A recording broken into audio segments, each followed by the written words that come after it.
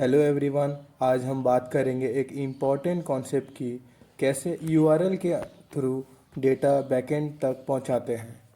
Express JS में हम दो चीज़ें यूज़ करते हैं, राउट पैरामीटर्स और क्वेरी पैरामीटर्स। ये दोनों अलग होती हैं और दोनों रियल लाइफ वेबसाइट में हर जगह यूज़ होती हैं। चलिए देखते हैं पहले राउट पैरामीटर्स का एग्जाम्पल। तो ये रहा हमारा राउट पैरामीटर्स का एग्जाम्पल। ये कोड का मतलब है, हमने एक राउट बनाया है slash user slash colon name. यहाँ कॉलन नेम एक प्लेस होल्डर है जो यूआरएल के अंदर डायनेमिक डेटा लेगा। जैसे टर्मिनल पे हम जाते हैं पहले और क्रोम में अपना ये ऐप खोलते हैं। यहाँ पर आपको समझ में आएगा कैसे राउट पैरामीटर काम करता है।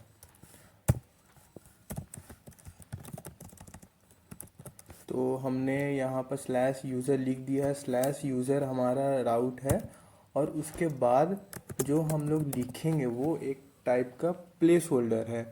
यहाँ पर हम कॉलन नेम लिए थे, तो कॉलन नेम एक प्लेस होल्डर है। हम चाहे तो कुछ भी वहाँ पर नेम लिख सकते हैं या एड्रेस लिख सकते हैं या कुछ भी डेटा लिख सकते हैं।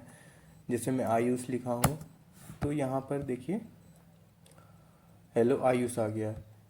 या यहाँ पर अगर मैं किसी और का नाम लिख दूँ तो किसी और का नाम भी आ जाएगा। या अगर मैं कहीं का एड्रेस लिख दूँ तो एड्रेस आ जाएगा। तो इसका यूज़ कहाँ होता है? जैसे प्रोफाइल पेजेस में होता है, प्रोडक्ट डिटेल्स में होता है, ब्लॉग यूआरएल जैसे स्लैश ब्लॉग स्लैश स्लग ये सब में होता है। बस ऐसे ही डायनेमिक राउट से डेटा आता है। अब हम देखते हैं क्वेरी पैरामीटर्स का एग्जाम्पल। अब देखते हैं दूसरा मेथड, क्वेरी पैरामीटर। यूआरएल का ये एक फॉर्मेट होता है, जैसे एक फॉर्मेट होता है slash search question mark Q equals to JavaScript. तो यहाँ पर जो क्वेश्चन मार्क के बाद की इक्वल्स टू वैल्यू होता है, जैसे हम इससे पहले देखे थे रिक्वेस्ट डॉट क्वेरी डॉट की से एक्सेस हम लोग करते थे, लेकिन यहाँ पर क्यू एक की है और जावास्क्रिप्ट उसका वैल्यू। तो यहाँ पर आपको समझ में आएगा। तो यहाँ आप देख सकते हैं जैसे इससे पहले वाले में जैसे था, जैसे हम लोग रिक्वेस्ट डॉट क्वेरी डॉट की से एक्सेस करते थे, लेकिन यहाँ पर क्यू एक की है और जो जावास्क्रिप्ट था वो उसका वैल्यू है, वहाँ पर वैल्यू उसका स्टोर होता है। तो देखते हैं क्वेरी पैरामीटर्स का यूज़ कहाँ कहाँ होता है। इसका यूज़ सर्च फॉर्म्स में होता है। अमेज़ॉन या फ्लिपकार्ट में जैसे फ़िल्टर्स होते हैं अलग अलग टाइप के प्राइस कैटेगरी के लिए, तो वहाँ पर यूज़ होता है। सॉर्टिंग डेटा के लिए यूज़ होता है।